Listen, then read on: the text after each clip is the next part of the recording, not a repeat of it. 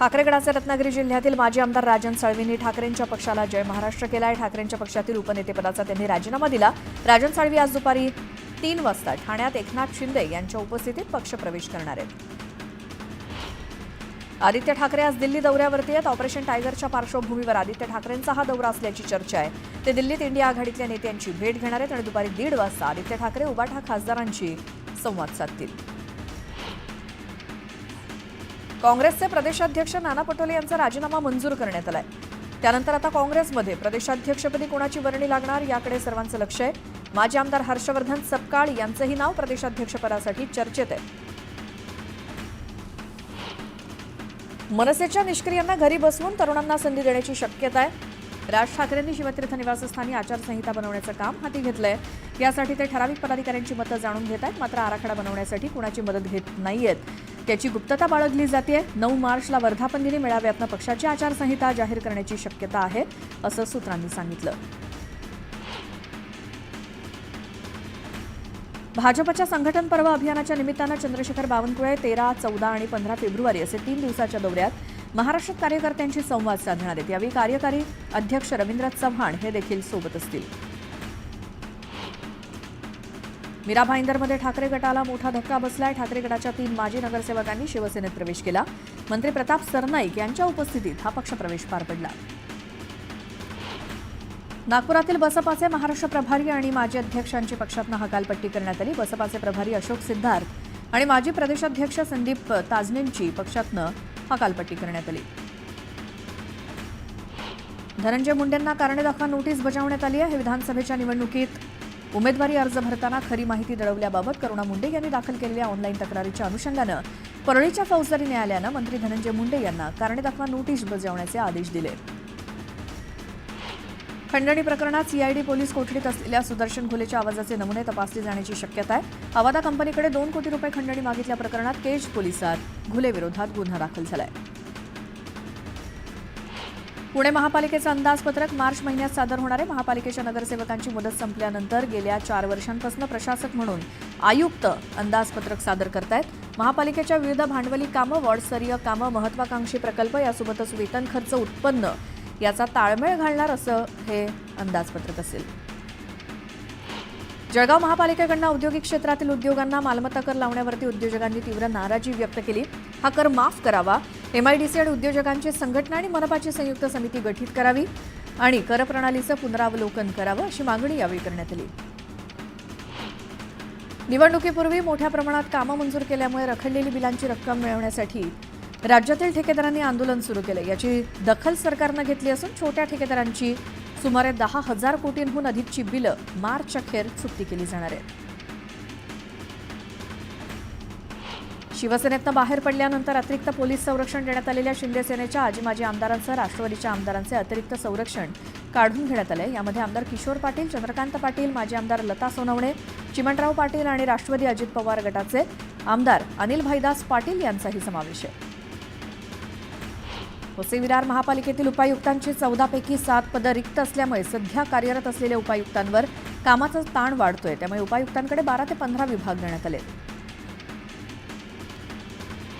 वक्फ दुरुस्ती विधेयकावरील संयुक्त संसदीय समितीचा अहवाल आज संसदेत मांडला जाणार आहे। या विधेयकासंदर्भात संयुक्त समितीसमोर सादर केलेल्या पुराव्यांची नोंद सुद्धा संसदेत मांडली जाणार आहे। देशाच्या विकासासाठी लोकांना मुख्य प्रवाहात आणण्याऐवजी आपण परजीवींची जमात तर निर्माण करत नाही ना, असा परखड सवाल सर्वोच्च न्यायालयानं बुधवारी केला। लाडकी बहीणसारख्या योजनांमुळे लोकांना मोफत गोष्टी मिळत आहेत, त्यांना पैसे तर काही योजनांद्वारे मोफत धान्य मिळतं, त्यामुळे ते काम करण्यास काही तयार होत नाहीत असं न्यायालयानं म्हटलं। लाडकी बहीण योजनेच्या माध्यमातून गरजू महिलांना महिन्याकाठी 1,500 रुपये दिले जातात, पण या योजनेमुळे जनआरोग्य योजनेसाठी सरकारकडे पैसे नाहीत। जनआरोग्य योजनेचे कोट्यवधी रुपये सरकारनं रुग्णालयांना दिलेच नाहीत। राज्याचा महसूल वाढवण्यासाठी अर्थसंकल्पात दारूवरील कर वाढवला जाण्याची शक्यता आहे। राज्यातील विविध लोकप्रिय योजनांमुळे सरकारी तिजोरीवरती कमालीचा आर्थिक ताण पडलाय, त्यामुळे दारूवरील कर वाढवण्याच्या हालचाली सुरू झाल्या आहेत। इंडियाज गॉट लेटेंट या शोमध्ये रणवीर अलाहाबादी याच्या आक्षेपार्ह विधानानंतर 40 जणांवरती गुन्हा दाखल करण्यात आलाय। या सगळ्या घडामोडींनंतर आता यावरती कॉमेडियन समय रैनानं सोशल मीडियावरती पोस्ट टाकत स्पष्टीकरण दिलं. लोकांना हसवणं फक्त हाच आमचा हेतू होता असं समयनं म्हटलं. तर या शोचे सगळे व्हिडिओज यूट्यूबवरनं डिलीट करण्यात आल्याची माहिती त्यांनी दिली. सिडकोच्या 26,000 घरांसाठी 15 फेब्रुवारीला संगणकीय सोडत काढली जाणार आहे. विशेष म्हणजे ही सोडत तळोजा नोडमध्ये काढली जाणार आहे. दरम्यान विविध कारणांमुळे सिडकोच्या घरांना प्रतिसाद मिळत नसल्यामुळे सिडकोची आर्थिक कोंडी होतीये. जानेवारीत किरकोळ महागाई दर घटून 4.31% आलाय. हा मागील 5 महिन्यांचा नीचांक आहे. तर किरकोळ महागाईतील ही घट प्रामुख्यानं भाजीपाला, अंडी आणि डाळींच्या किमती कमी झाल्यामुळे झाली असं देखील स्पष्ट झालंय. डिसेंबर 2024 मध्ये किरकोळ महागाई दर 5.22% इतका होता. भारतीय रिझर्व्ह बँक लवकरच नवनियुक्त गव्हर्नर संजय मल्होत्रा यांची स्वाक्षरी असलेली 50 रुपयांची नवीन नोट जारी करणार आहे. बँकेनं बुधवारी या संदर्भात निवेदन जारी केलं. 50 रुपयांच्या या नोटा महात्मा गांधीजींचं छायाचित्र असलेल्या नव्या मालिकेतील नोटांप्रमाणेच असतील. तसंच पूर्वी जारी केलेल्या 50 रुपयांच्या सर्व नोटा चलनामध्ये वैध असणार आहेत. इगतपुरी ते आमने हा समृद्धी महामार्गाचा शेवटचा टप्पा येत्या महिन्याभरात वाहतुकीसाठी खुला केला जाणार आहे. या मार्गावरची अंतिम टप्प्यातली कामं पूर्ण झाली आहेत. त्यामुळे मुंबई ते नागपूर हा प्रवास आता अधिक जलद होणार आहे. रेल्वे स्थानकावरती बसवण्यात आलेल्या स्वयंचलित सरकत्या जिन्यावरती आता डिजिटल सेन्सर आणि सीसीटीव्ही कॅमेरे बसवण्याचा निर्णय रेल्वे प्रशासनानं घेतलाय. मध्य रेल्वेच्या मुख्य आणि हार्बर मार्गावरील स्टेशनवरील 164 सरकत्या जिन्यांवरती सध्या ही व्यवस्था करण्यात येणार आहे. वाढत्या अपघातामुळे नेहमीच चर्चेत असलेल्या शिवशाही बसला घरघर लागली. आता शिवशाही बसची सेवा बंद केली जाणार आहे. पुनर्बांधणी करण्यात आल्यानंतर शिवशाही बस लालपरी किंवा हिरकणी एशियाड म्हणून धावणार आहे. घाटकोपर मुंबई इथल्या लोहमार्ग पोलिसांच्या जागेवर असलेल्या बेकायदेशीर होर्डिंग कोसळून झालेल्या अपघातात 3 मे 2024 रोजी 16 जणांचा मृत्यू झाला होता आणि राज्य सरकारनं नेमलेल्या समितीला अहवाल सादर करण्यासाठी 31 मार्चपर्यंतची मुदतवाढ देण्यात आली आहे. तुळजाभवानी देवीच्या मंदिराला पुरातन रूप प्राप्त करून देण्यासाठी सध्या पुरातत्व विभागाच्या देखरेखीखाली कामं सुरू आहेत. यात अनेक ठिकाणी भिंतीला तडे गेल्याचं आढळून आलं. या अनुषंगानं अगदी भिंतीच्या आतीलही तड्यांचा शोध घेण्यासाठी एक्स-रे तंत्रज्ञानाचा वापर करण्यात येणार आहे. लाडकी बहीण योजनेमुळे राज्यातील शेतकऱ्यांना मोठा फटका बसलाय. लाडकी बहीण योजनेमुळे राज्याची तिजोरी खिळखिळी झाली आहे. मराठवाड्यात शेतकऱ्यांना मिळणारं ठिबक सिंचन अनुदान हे थकवलं गेलंय. निधी नसल्यामुळे शेतकऱ्यांना पैसे कुठून द्यायचे असा प्रश्न कृषी विभागासमोर उभा ठाकलाय. जळगाव जिल्ह्यात तूर खरेदीसाठी 16 खरेदी केंद्र कार्यरत आहेत. शेतकऱ्यांना 22 फेब्रुवारीपर्यंत ऑनलाईन नोंदणी करता येणार आहे. 2024-25 करता तूर हमी भाव 7,550 रुपये इतका आहे. तर शेतकऱ्यांनी तूर नोंदणीचा लाभ घेऊन ऑनलाईन नोंदणीसाठी आधार कार्ड, बँक पासबुक, 7/12 उतारा अशी कागदपत्र घेऊन खरेदी केंद्रावरती तूर नोंदणी करावी असं आवाहन जिल्हा पणन अधिकाऱ्यांनी केलं. महाराष्ट्र शासनाची महत्त्वाकांक्षी योजना ॲग्रीस्टॅक शेतकऱ्यांचं फार्मर आयडी बनवण्याच्या कामाला वेग आला असून आयडी बनवण्यासाठी मावळमध्ये शेतकऱ्यांची गर्दी होऊ लागली. आयडी बनवण्यासाठी शेतकऱ्यांची गर्दी होऊ लागली. तर ही योजना शेतीच्या भविष्यासाठी फायदेशीर ठरणारी योजना आहे. राज्यात होणारी रब्बी आणि उन्हाळी कांदा लागवड गतवर्षीच्या तुलनेत 70,000 हेक्टरनं वाढून 5.34 लाख हेक्टरवरती गेली आहे. रब्बी हंगामात 106 लाख टन कांदा उत्पादित होण्याचा अंदाज आहे. जळगाव चाळीसगावमध्ये कृषी उत्पन्न बाजार समितीत सध्या लाल कांद्याची आवक कमी झाल्यामुळे दरात क्विंटल मागे 600 ते 700 रुपयांची वाढ झाली आहे. दरात काहीशी वाढ झाल्यामुळे शेतकऱ्यांमधनं समाधान व्यक्त होत आहे. कांद्याला 2,777 रुपये इतका दर मिळाल्यामुळे 10 दिवसांनंतर 500 ते 600 रुपयांची क्विंटल मागे वाढ झाली आहे. राज्यातील बाजार समितीमध्ये सोयाबीनची 42,980 क्विंटल इतकी आवक झाली. तर सोयाबीनला 3,868 रुपये प्रति क्विंटल इतका दर मिळाला. राज्यातील बाजार समितीमध्ये कांद्याची 1,27,672 क्विंटलची आवक झाली. यात नाशिक जिल्ह्यात सर्वाधिक 44,940 क्विंटल आवक झाली. कांद्याला कमीत कमी 1,550 रुपयांपासून ते 2,600 रुपयांपर्यंतचा सरासरी दर मिळाला. एप्रिल 2023 ते मार्च 2024 या कालावधीत सोलापूर कृषी उत्पन्न बाजार समितीत 80 लाख क्विंटल कांदा विकला. त्यातून 1,139 कोटींची उलाढाल झाली होती. एप्रिल 2024 पासून आतापर्यंत बाजार समितीत 58,62,000 क्विंटल कांदा विकला गेलाय आणि त्यातून शेतकऱ्यांना 1,315 कोटी रुपये मिळालेत. नाशिकच्या कृषी उत्पन्न बाजार समितीत टोमॅटोचे भाव गडगडलेत. नाशिकच्या कृषी उत्पन्न बाजार समितीत दररोज सरासरी 7,000 क्रेट टोमॅटोची आवक होते. आठवड्याभरापूर्वी टोमॅटोचा भाव प्रति क्रेट 200 रुपयांवरती होता. अचानक मागणी घसरली असून पुरवठा वाढलाय. त्यामुळे भाव 50% घसरून टोमॅटो प्रति किलो 5 रुपयांनी विकला जातोय. नरखेड इथल्या एपीएमसी बाजारात सोमवारपासून मृग बहराच्या संत्रा खरेदीला सुरुवात झाली. या प्रसंगी बाजार समितीच्या वतीनं संत्रा उत्पादकांचा गौरव करण्यात आला. पहिल्या दिवशी 30 ते 35 हजार रुपये प्रति टन इतका दर मिळाला. मुख्यमंत्री सौर कृषी वाहिनी योजनेअंतर्गत मार्च 2026 पर्यंत राज्यातील 100% कृषी पंपाला वीज पुरवठा करण्यासाठी महावितरणनं कंबर कसली. त्यासाठी तब्बल 16,000 मेगावॅटचे लहान क्षमतेचे सौर प्रकल्प उभारण्यासाठी वेगवेगळ्या कंपन्यांना कंत्राट दिलं गेलंय. त्यामुळे 100% शेतकऱ्यांच्या पंपाला हरित ऊर्जा पुरवणारं महाराष्ट्र देशातील पहिलं राज्य ठरणार आहे. शाडूच्या मूर्ती बनवण्यासाठी मुंबई पालिकेकडनं मोफत आणि लागेल तेवढी माती मूर्ती व्यावसायिकांना उपलब्ध करून देण्यात येणार आहे. विशेष म्हणजे दरवर्षी गणेशोत्सवाआधी 2 महिने सुरू होणारं रजिस्ट्रेशन यावर्षी तब्बल 6 महिने आधी म्हणजेच 1 मार्चपासून सुरू होणार आहे. सर्वोच्च न्यायालयाच्या निर्णयामुळे मुंबईत यापुढे प्लास्टर ऑफ पॅरिसच्या मूर्तींवर कठोर बंदी असणार आहे.